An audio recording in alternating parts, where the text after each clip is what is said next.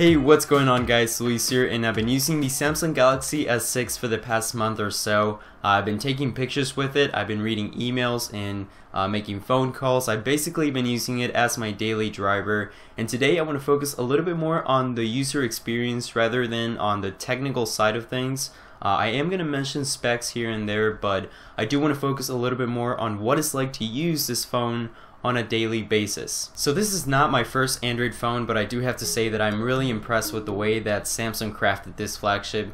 There's a lot of great things about it and a few things that I don't like about it, but we'll get more into that later. So without any further ado, here's my full review of the Samsung Galaxy S6. So this is arguably Samsung's best looking phone in the Galaxy lineup, no doubt about that. There are so many elements that make it such a premium device. When you pick it up for the first time, you just can't ignore that feeling of quality against your fingertips. This year, the S6 has an all-metal chassis and a strong case of Gorilla Glass 4 that is miles ahead of its previous generation, the S5. And that's not to say that it looks completely different. I mean, the front still looks basically the same, with the same home button and the same Samsung logo up top, because after all, this is still a Samsung flagship and it shows that. Unfortunately, there is one traditional design feature that is not present in the Galaxy S6, and that is a removable battery and external memory. But I'll be honest with you, not having a removable back is a trade-off that I am more than willing to take for such an excellent build quality. So yeah, this phone is thin, durable, sexy all around, and really well crafted.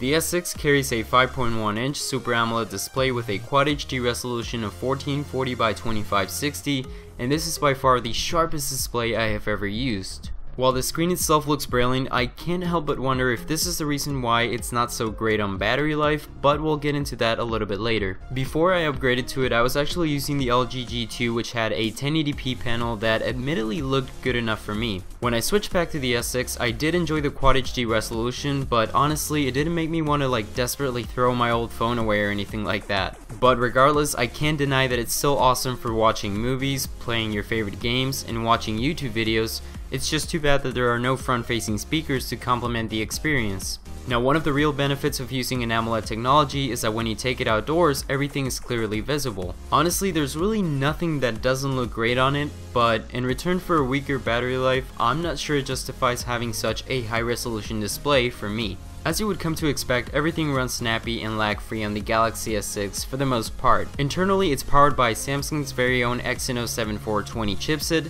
which packs two quad-core processors running at 1.5 and 2.1 GHz. It's really no secret that pairing that up with 3 GB of RAM, performance in every task ranging from simply swiping through Android to playing really demanding games is not a problem here. The TouchWiz user interface is now more optimized than ever, and while it is generally responsive, I did find occasional stuttering here and there. Nothing major, just subtle things like opening the multitasking menu or the fingerprint scanner not working after the first time.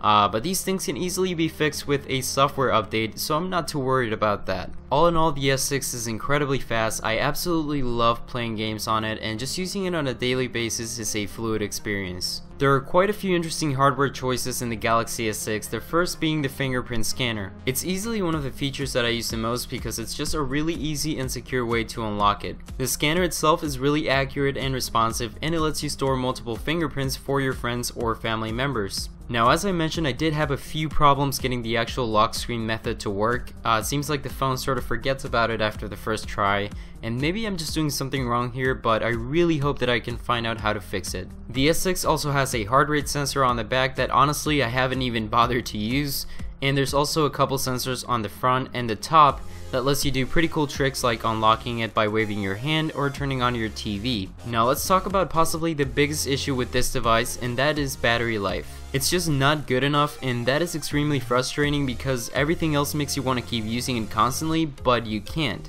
Samsung only included a 2550 mAh battery, which is slightly smaller than the 28 mAh battery on the S5.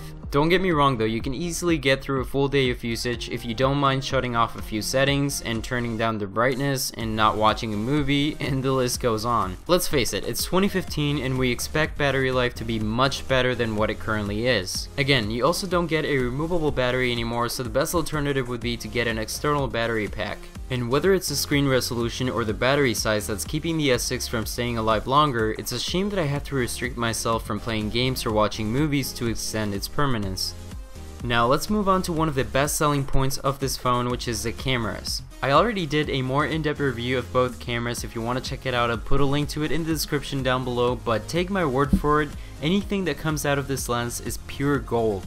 The 60 megapixel f1.9 lens is capable of capturing some of the best quality pictures and videos I have ever seen on a smartphone. The detail and sharpness in every picture is absolutely mind-blowing, and I can easily say that this has replaced my point-and-shoot camera just because of its tremendous quality. It also takes incredible high-definition video at 2160p using optical image stabilization, and as you can tell, everything looks clean and crispy. I will say that sharpness and saturation levels might be a little bit over the top here, but this camera just nails it. You also get a 5 megapixel front-facing camera capable of shooting 1440p video and taking super wide selfies by just showing your hand. In software, the Galaxy S6 is running the latest version of Android 5.0.2 Lollipop with the TouchWiz UI that some love and some hate. While I do actually prefer a stock version of Android myself, I have actually come to appreciate what TouchWiz has to offer. There's significantly less bloatware than before, and it does have a much more refined look, but it's still not perfect.